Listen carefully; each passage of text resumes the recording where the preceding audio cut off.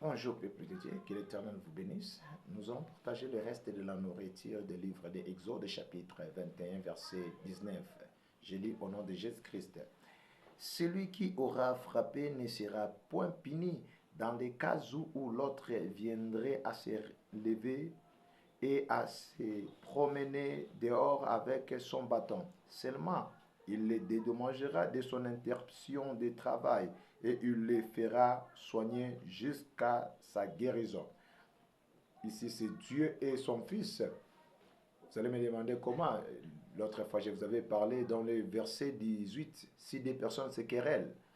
Donc, les personnes qui se querellent, là, c'est Dieu et son Fils. Maintenant, ici, on dit, c'est lui qui l'avait frappé là.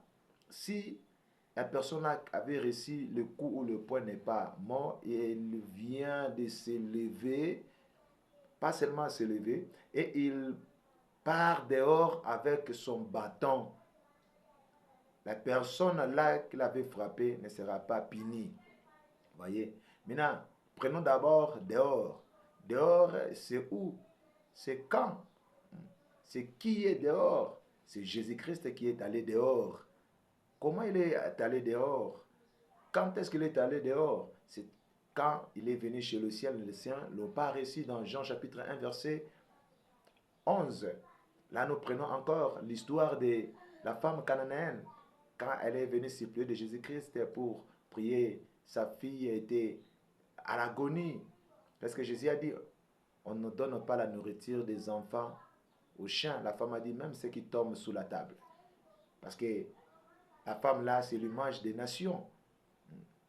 Maintenant, nous voyons la Silamite dans le chapitre, Cantique des Cantiques, chapitre 8, verset 1. Il avait dit, oh, Kennedy, mon frère, je te rencontrerai dehors.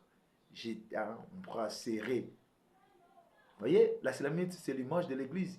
Elle rencontre son frère bien-aimé dehors. Vrai Silamite, c'est l'image de l'Église. Vrai frère des Silamites, c'est Jésus-Christ de Nazareth. Jésus nous a rencontrés dehors. Que l'Éternel vous bénisse. Le reste de la nourriture, vous allez en avoir. Que Dieu vous bénisse.